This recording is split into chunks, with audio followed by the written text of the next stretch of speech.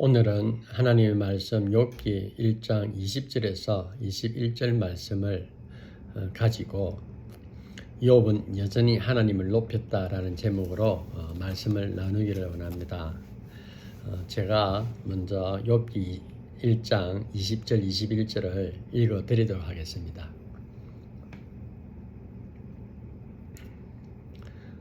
욥이 일어나 겉옷을 찢고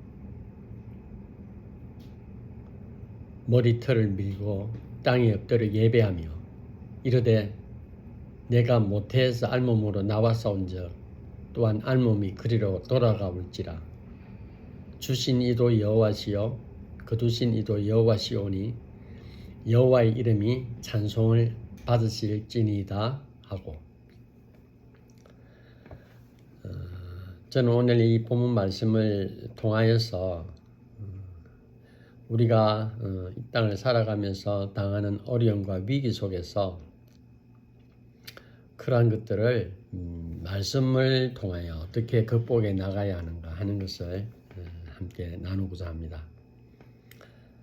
아무리 위대한 꿈을 꾸고 하늘도 감동할 만한 믿음을 가졌다 할지라도, 아무리 놀라울 만한 언변을 가졌다 해도 지금 당장 눈앞에 닥친 현실 앞에서 좌절하고 감정이 죽을 듯 한다면 그 사람은 지금 그 모습, 닥친 현실 앞에서 좌절하고 감정이 죽을 듯 하는 그 모습이 자신의 모습인 것을 인정할 수 있어야 됩니다.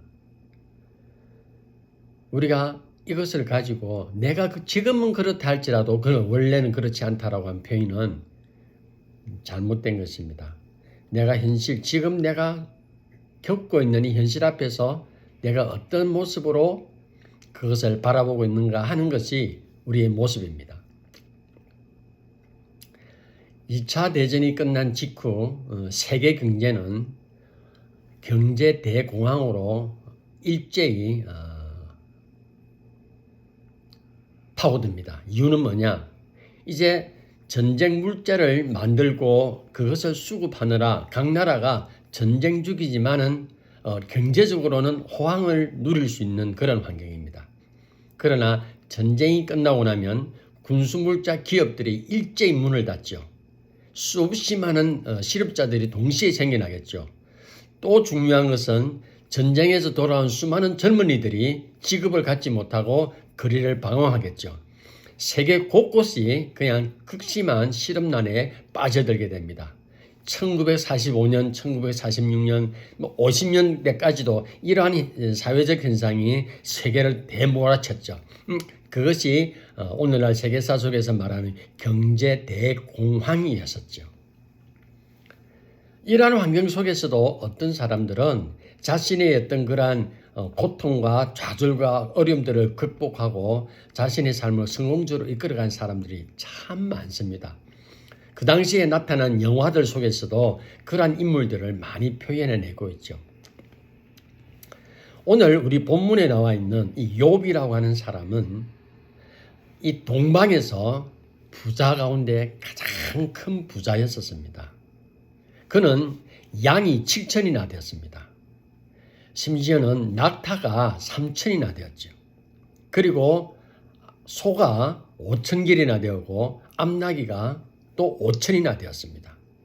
그러니 그가 거느리고 있는 종들의 숫자와 그것을 관리하기 위한 또 다른 직원들을 생각하면 엄청난 규모의 부를 간직하고 있었던 사람이 바로 욥입니다. 성경은 욥기서에서 말하고 있기를 욥은 모든 것을 가지고 있었는데 세상 것만 아니라 그는 하나님 앞에서도 가질 수 있는 모든 것을 다 가지고 있었습니다. 무엇보다도 그의 믿음은 참으로 대단했죠. 그에게 아들이 7명이 있었고 딸이 3명이 있었습니다. 그 아들과 딸들을 어릴 때부터 어떻게 훈련을 시켰냐면은 무엇을 하든지 항상 하나님을 먼저 예배하고 항상 하나님을 먼저 높이는 것을, 하나님을 찬양하는 것을 초점을 맞춰서 그 아이들을 훈육하고 다스렸던 것입니다. 그렇기 때문에 욥은 현실 속에서 그가 갖추고 있는 그 엄청난 부를 관리하기 위한 재물 관리뿐만 아니라 인적 관리, 그리고 그러한 것들을 또 컨트롤해야 할 다양한 그러한 어떤 환경 속에 있었지만은 그는 조금도 순간도 쉬지 않고 하나님을 높이고 하나님께 예배하고 하나님께 감사하는 것을 가장 중요하게 생각했던 사람이었습니다. 이러한 욥에게도 알 수 없는 엄청난 재난이 닥치는데 그것이 바로 한순간에 그가 가지고 있던 모든 재물이 일순간에 잿더미로 바뀌어지는, 그가 사랑하고 그가 아꼈던 장성한 10자녀를 한순간에 다 잃어버리는 그러한 극심한 재난 속에 빠져 들어가게 됩니다. 심지어 주위에 자신을 위로할 수 있는 친지도 가족도 다 잃어버리실 정도로 그는 깨끗하게 모든 것을 잃어버리고 그는 잿더미 위에 앉아서 고통 가운데 처했던 것입니다. 이럴 때 그의 부인은 그를 보고 이렇게 말을 하죠. 하나님을 원망하고 그냥 죄를 무릅쓰고 덮어쓰고 그냥 그 자리에서 죽으라라고 이야기했을 정도로 그가 받는 절망과 정신적 고통은 이루 말할 수가 없었던 것입니다. 대부분의 사람들은 절망과 좌절로 삶의 의미를 상실했을 때 어떠한 과정 속으로 빠져들어갑니까? 모든 것을 포기해버리죠. 그래서 심지어 어떤 사람들은 생명을 포기해버리기도 하는 것입니다. 왜 그렇습니까? 그들은 자신의 것을 이루기 위해서 젊음을 불태우고 하고 싶은 것, 먹고 싶은 것을 아껴가면서까지 자신이 이루었던 그것을 향해 달려왔기 때문에 그랬던 것입니다.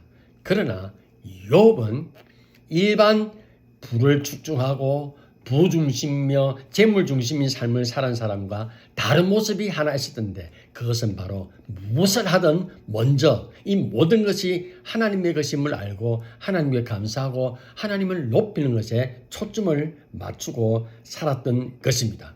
그렇기 때문에 위기는 예고 없이 찾아오지만은 그 위기 앞에서 욥은 절대로 자신이 가지고 있는 그 믿음이 흔들리지 않는 가운데 그 위기를 바라보고 있었던 것입니다. 그리스 로마시에는 이런 말이 있죠. 사람을 가장 실패하게 좋게 만드는 유일한 방법이 뭐냐? 그것은 바로 내일 하지라는 말이라고 합니다.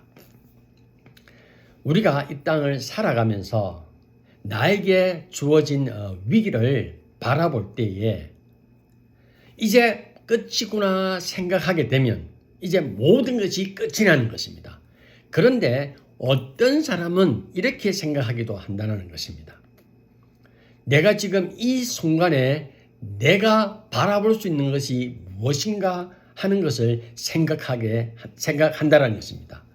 욥에게 있어서 가장 중요한 것은 무엇이었습니까? 어떤 순간에도 하나님께 감사하는 삶을 그가 잊지 않았다고 했죠.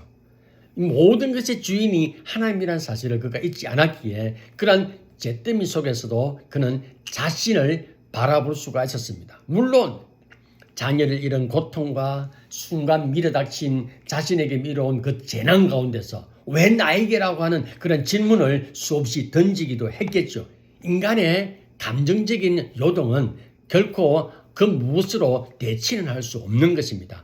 하나님께서도 우리에게 이성이라고 하는 것을 통하여서 희노애락을 느낄 수 있도록 하셨지 않습니까? 그러한 것처럼 욥에게도 그러한 갈등과 고통과 그 슬픔을 감내해야 하는 자신이 감당해야 할 몫을 그가 감당했을 것입니다. 그럼에도 불구하고 한날 아침 모든 것을 다 잃어버렸음에도 불구하고 그가 오늘 고백한 욥기 1장 21절에 주신자도 여호와시요 취하신 자도 여호와시라는 이 고백을 통해서 그는 하나님께서 자신에게 준 것들을 다시 한번 발견하는 그러한 기회를 붙잡게 되는 것입니다. 그래서 욥이 그러한 위기 가운데서도 발견한 것이 하나가 있다면 그것은 바로 하나님을 높이는 것입니다. 여러분 오늘 본문 위에는 배경이 되는 1장 7절, 8절, 9절, 10절, 11절 내용을 읽어보게 되면은 욥이 그렇게 갑자기 그 모든 것을 잃어버리게 되는 이유를 확인해 보면은 조금 아이러니한 부분이 있습니다. 왜냐하면은 어느 날 하나님의 아들들과 사단이 하나님 앞에 이렇게 모여듭니다. 그리고는 하나님이 사단에게 묻습니다. 너가 어디로 다녀왔느냐라고 하니까 세상 이곳저곳을 다녀왔습니다 라고 말을 합니다. 그때 하나님께서 이렇게 말하죠. 욥도 보았느냐?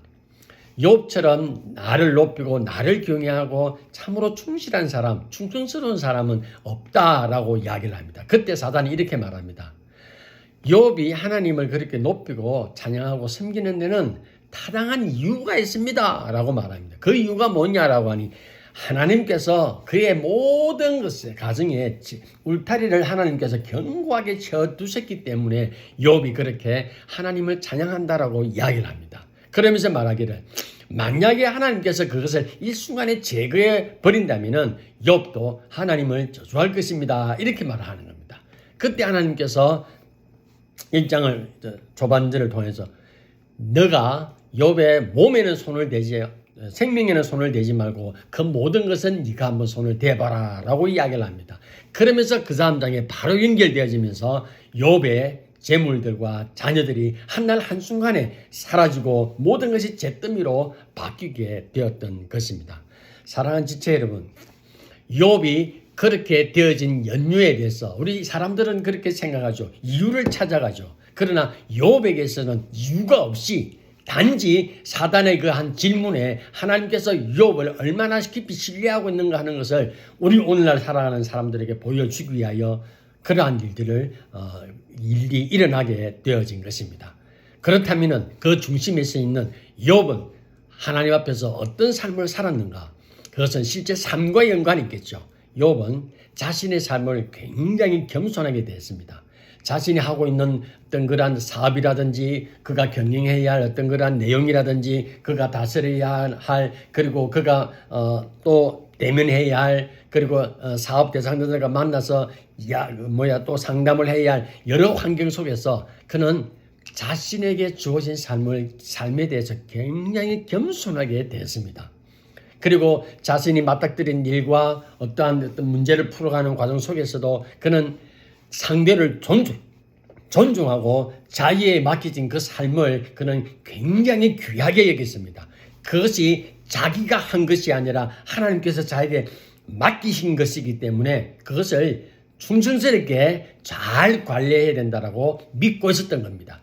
개인의 욕심이 아닌 하나님의 영광을 위해서 또 나와 함께하는 저 사람들에게 무턱대고 손해를 끼치는 거 또 무조건 내가 이익을 보려고 하는 것이 아니라 존중하고 그들에게도 필요한 것들을 공급하면서 서로에게 이익이 되는 그러한 어떤 삶과 그러한 사업을 경영해 갔던 것입니다. 그렇기 때문에 그는 자신에게 밀려오는 고통과 극한 위기 속에서도 그는 자신의 삶을 겸손하게 바라보고 그것을 받아들일 수가 있었던 것입니다. 하루아침에 모든 것을 잃었을 때 욥에게 밀려오는 그 고통은 감당하기가 어렵겠죠. 누구나 다 그렇습니다. 우리도 마찬가지입니다. 어떤 아픔과 고통과 위기와 어떤 그런 고난이 닥쳐왔을 때는 이 상처를 받게 됩니다. 그리고 어떨 때는 원망도 하게 됩니다. 그러나 그것은 내가 감당해야 할 몫입니다. 그리고 그것으로 끝인 것이 아니라 그 다음에 나에게 있는 내가 현재 바라보고 있는 하나님은 어떤 분이신가 하는 것을 바라볼 수 있는 태도가 필요한데 그것은 지금 생겨나는 것이 아니라 평상시에 내가 나의 삶의 과정 속에서 사람들을 대하는 나의 모습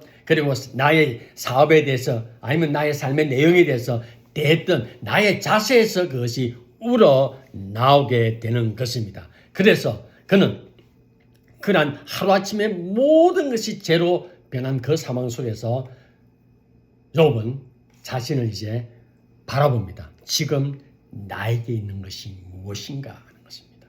그는 모든 것이 사라졌다 할지라도 그에게 남아있는 것은 그때나 지금이나 유일하게 하나님께 감사하는 그 하나님 중심의 삶이었던 겁니다.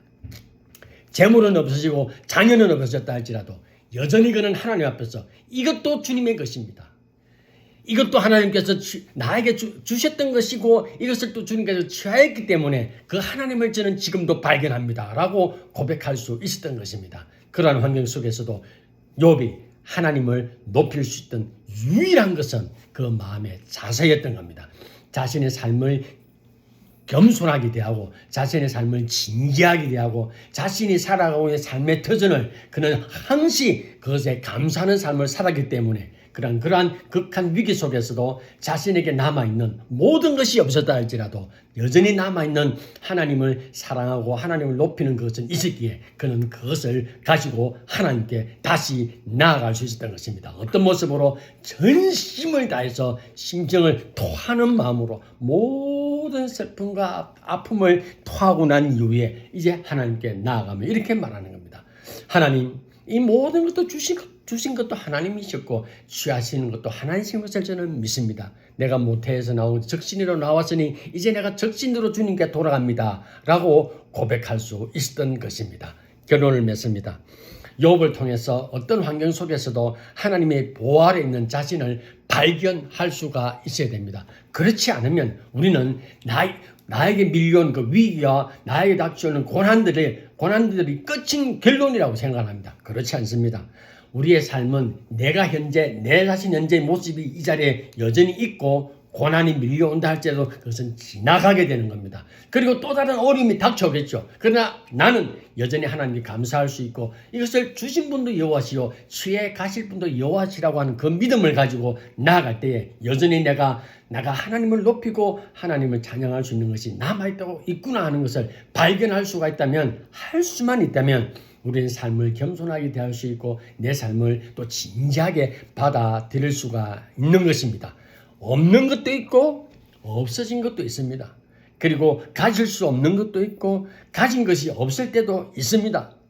이럴 때도 나에게 지금 있는 것이 뭔가 하는 것을 볼 수 있는 그 마음, 그것은 바로 내가 평상시에 내가 내 삶을 어떠한 모습으로 바라보고 있는가 합니다. 겸손하게 모든 환경 속에서 하나님께서 채워주시고 공급해 준 그 하나님을 생각하며 감사할 수 있었던 그 마음이 있었다면 어떤 환경 속에서도 여전히 하나님을 높이고 찬양하며 또 주님께서 나에게 주실 것이 무엇인가를 기대하며 내일을 향해서 달려갈 수가 있는 것입니다. 욥은 어떤 상황 속에서도 자신의 삶에 최선을 다했습니다. 사랑하는 지체 여러분, 하나님께서 주신 것에 감사하고 나의 삶에서 하나님께서 베풀어 주신 것에 늘 기쁨으로 하나님께 나아가는 가운데 하나님을 찬양하며 하나님 중심의 삶을 살 때에 우리는 여전히 승리하는 삶을 살 것이며 우리의 삶의 덕도 많은 것으로 채워주시는 하나님을 경험하게 될 줄 믿습니다. 기도하겠습니다. 고마우신 하나님 아버지, 은혜와 사랑을 감사드립니다.